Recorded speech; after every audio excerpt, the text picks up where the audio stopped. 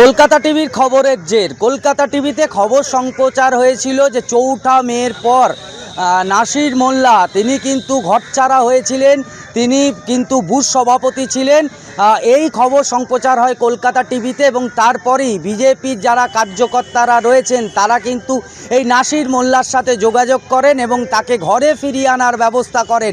এবং দেখতে পাওয়া যায় যে এই নাসির মোল্লাকে তাকে জামালপুর প্রথমে আসে বিজেপি পার্টি অফিসে এবং সেখান থেকে কিন্তু বিজেপির যে কাটোয়া সাংগঠনিক জেলার যিনি জিএস তিনি কিন্তু সঙ্গে করে নিয়ে গিয়ে তার ঘরে পৌঁছে দেয় এবং এই ঘটনা ঘটার পর নাসির মোল্লা ঘরে ফিরে গিয়ে বেজায় খুশি। তিনি কিন্তু বলছেন যে এই কলকাতা টিভিতে খবর সম্প্রচার হওয়ার পর এবং বিজেপির কার্যকর্তারা আমার সাথে যোগাযোগ করেন এবং শান্তিপূর্ণভাবেই কিন্তু তাকে ঘরে ফিরিয়েছে। আবারও তিনি কিন্তু কৃষি কাজেই মন দেবেন এবং এই যে গরিব পরিবারের নাসির মোল্লা তিনি ঘরে ফিরে আসতে পেরেই কিন্তু বেজায় খুশি।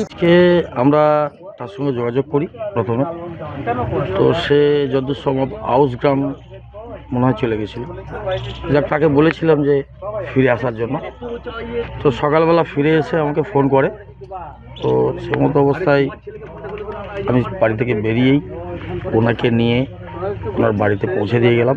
সঙ্গে আমার মণ্ডল সভাপতি দুজন এবং আমার জেলার কার্যকর্তা সুভাষ দা, আমার ওখানে বুথ সভাপতি শক্তি প্রমুখ যারা আছে তাদেরকে সঙ্গে নিয়ে, যাতে পরবর্তী সময়ে আর কোনো রকম কোনো সমস্যা না হয়, যাতে ওনারও বুঝতে সুবিধা হয়, চিনতে সুবিধা হয় যে এরাই কিনা, সেই কারণেই সবাইকে ডেকে তাকে বাড়ি পৌঁছে দিয়ে